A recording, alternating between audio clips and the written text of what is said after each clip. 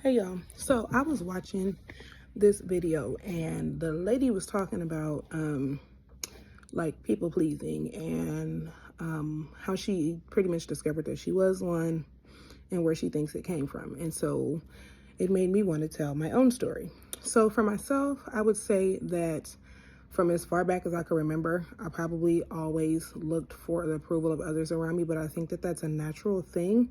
I just feel like for some of us, due to what we go through or what we've experienced or what we've been around, some of us tend to hyper focus on it more than others. Obviously, it is in human nature to want to be accepted by your peer group and those around you. It's almost a survival tactic, but there comes a time where it becomes excessive. So for myself, like I said, I can remember being that way from as early as I can remember, from a very, very small child. I would say maybe around 6. My parents went through a really nasty custody battle. And of course, I was the one that was stuck in the middle. I'm their only child between each other, thank God. And in that, I had, my father had remarried and he had a wife, and she was not the nicest.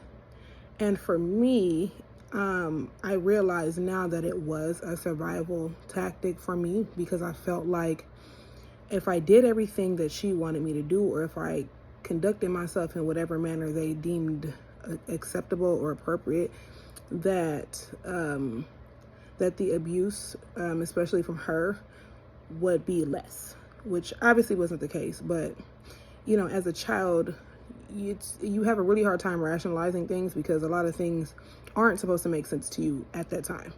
You look at the adults around you to protect you, and so when they don't do that, of course, you then have to find ways to protect yourself. So also being separated from my mom during that period of time, I felt as though if I did things differently or if I moved differently, that I would have her around.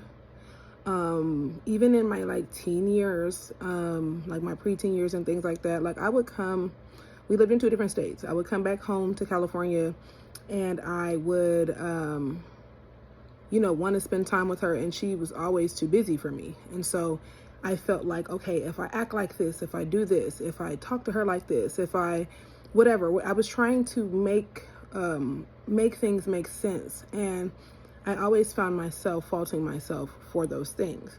And so I was listening to a podcast one day, and the young lady started the podcast with, a lot of you all think that people pleasing is a personality trait, when in fact it's actually a coping mechanism or a survival tactic. And it just hit me like a ton of bricks, and I was like, wow, okay.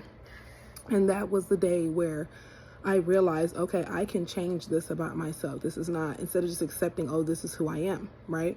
Also, during middle and high school, because I was an LA kid in a different state, I found myself, people would want to try me because they was like, oh, she's from LA, so she probably big and bad and hard. And I was just like, no, I'm actually a square. But, and then on top of that, it was like, I was too hood for the suburban kids, but I was too much of a square for the hood kids. And then I understand now that a lot of their reactions towards me was like, either they didn't know how to take me because I am an introvert in real life. And I did come into a couple of them schools like, okay, I'm only here until I can leave and go back home type situation. And so I know that there were some people that I probably rubbed the wrong way. And then you also know, in peer situations, when you're the one that's different, people tend to treat you worse than the people that are like the rest of the sheep, if that makes sense. And like I said, as a child, I didn't understand that. That was something that I just took and internalized. And so I tried my hardest to do whatever I could do or change things about me in order to be liked. And the sad part about it is that obviously you grow older and you realize that doesn't work. People either like you or they don't.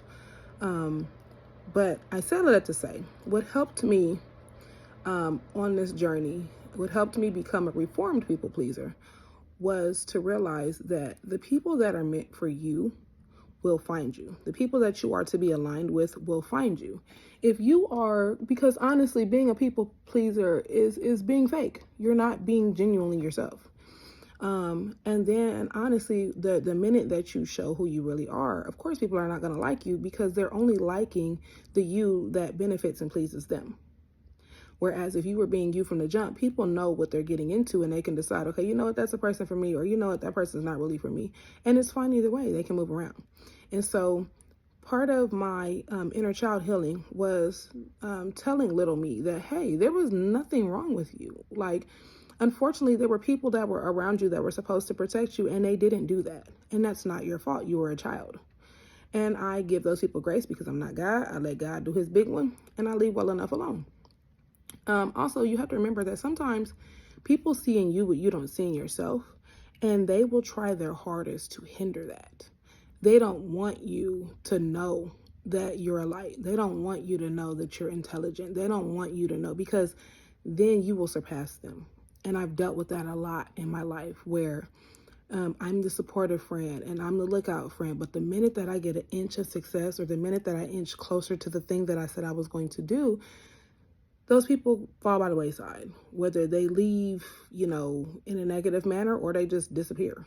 But at the end of the day, who and what is meant for you is meant for you. And you will never have to be disingenuous to yourself in order to receive that. So I hope that helped somebody, because, life is life and life is not easy and we all go through these things.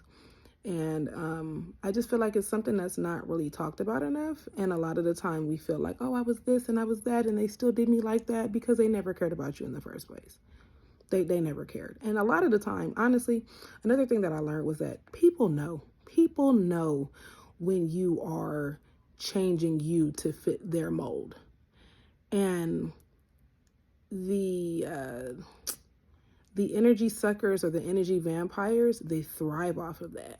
It's not a love thing. It's like like an ego feeder type situation.